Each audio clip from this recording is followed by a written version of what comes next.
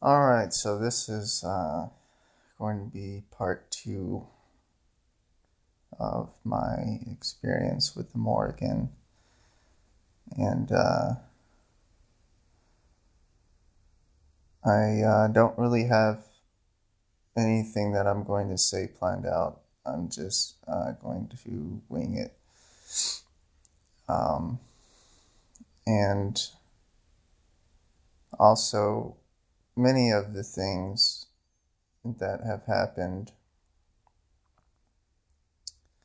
are so intimate and meaningful to me.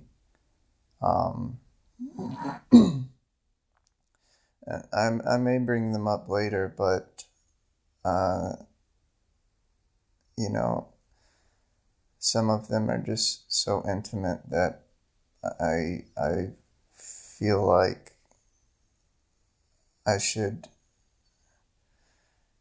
keep them to myself at this time. But I'll share some of the things.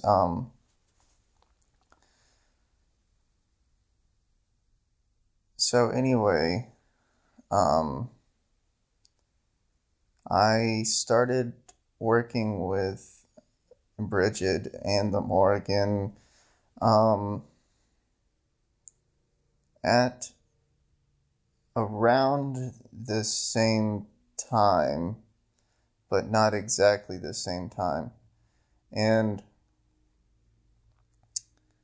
I was at the time drawn toward Wicca, which is a totally legitimate and powerful spiritual practice and magical system.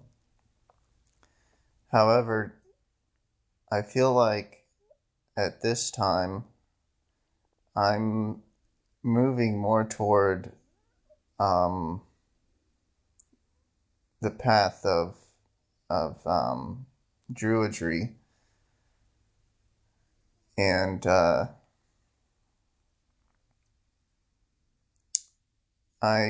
feel like I am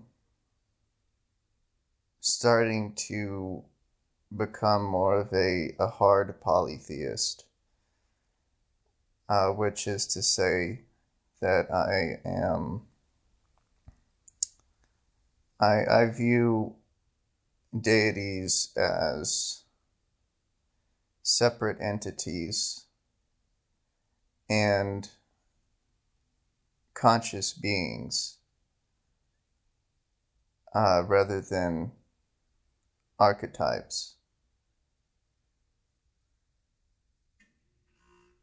And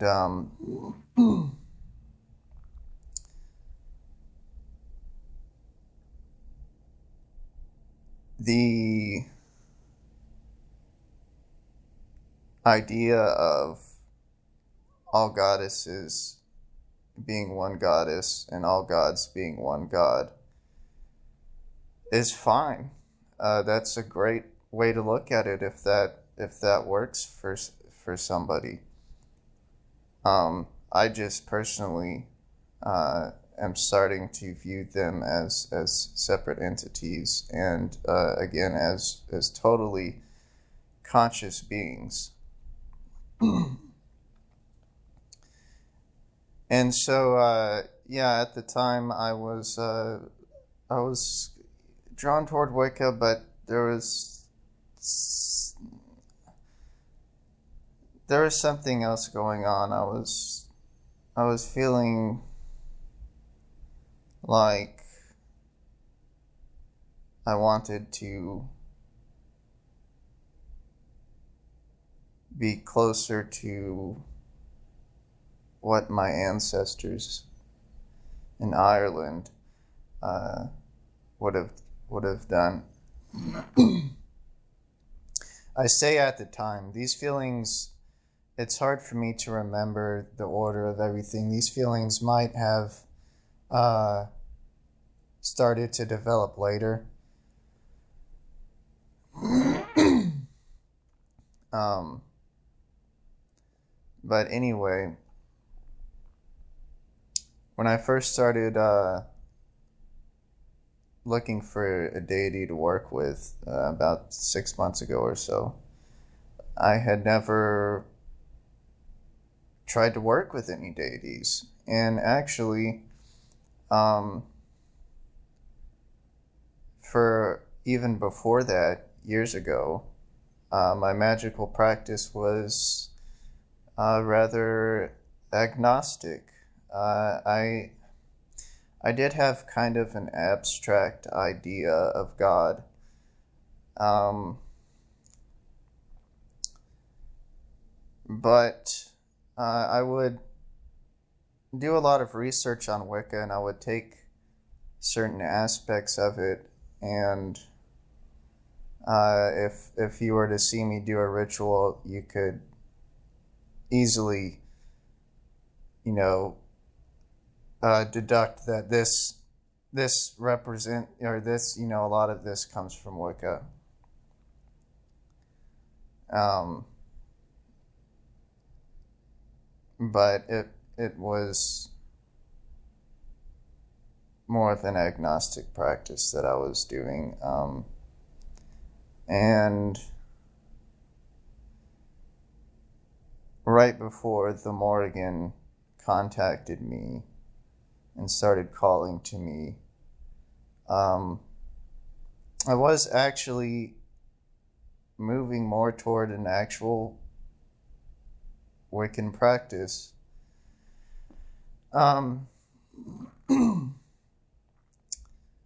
So I was looking for a deity, and eventually more than one, to work with. And I didn't know if I wanted to work with a male or a female deity. And so, what I did know is that I wanted it to be Celtic, and that I preferred it to be Irish. I preferred the deity to be an Irish deity, he or she. And so I was looking at different deities. I was looking at Eru, and I'm still learning Irish. So if I mispronounce something, I beat myself up over that, actually, because I'm of Irish descent, and I feel like I should be able to pronounce everything correctly. I'm working on that. Anyway, I was looking at Eru, I was looking at Bridget, I was looking at these different deities that just seemed fitting for me. I was looking at Bridget because I play guitar and I like to write poetry and do art and creative things.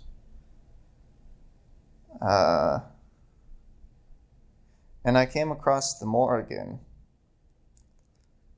and honestly, I was thinking there's no way that I could ever work with the Morrigan, because when I first started reading about her, I saw, death and battle and sex and blood and ravens eating the flesh off of dead corpses, and I just didn't think that it would be very fitting for me. And then this energy started to come around. And for some reason, I became fascinated with her. And I started, I was doing research, and I kept running into things about the Morrigan. And something was drawing me toward her, and this energy would just kind of permeate my body, and and would, like, in the room that I was in, and it's very difficult to explain.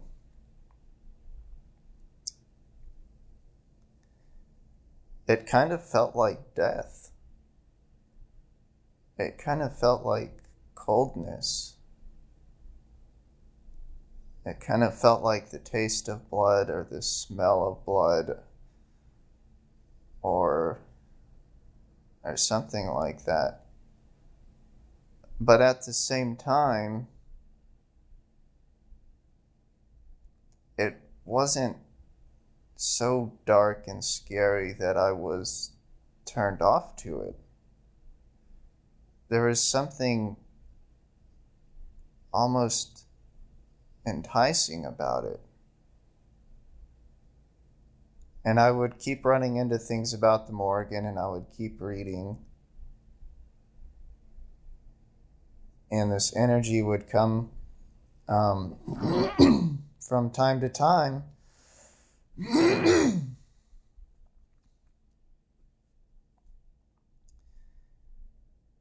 And I ended up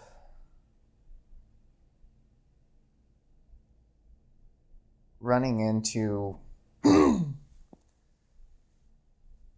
a certain rock outside. It wasn't some kind of crystal or anything out of the ordinary, but something about this rock attracted me, because it was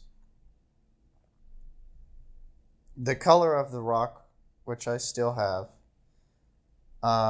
reminded me of the Morrigan. And I thought, well, I've been reading about the Morrigan, and there's something that's special about this rock for some reason. It's shaped really nicely. It's very smooth, very round. And so I picked it up, and I didn't put it on my altar, because honestly, perhaps I was a little bit afraid. But I put it on the bookshelf next to my altar. And then this energy would keep coming around. And I would look at the rock, and I would feel like this energy had something to do with this rock being on my bookshelf in my apartment. And, the rock was just there, and the energy was just there, and it would come and go. And I kept researching, and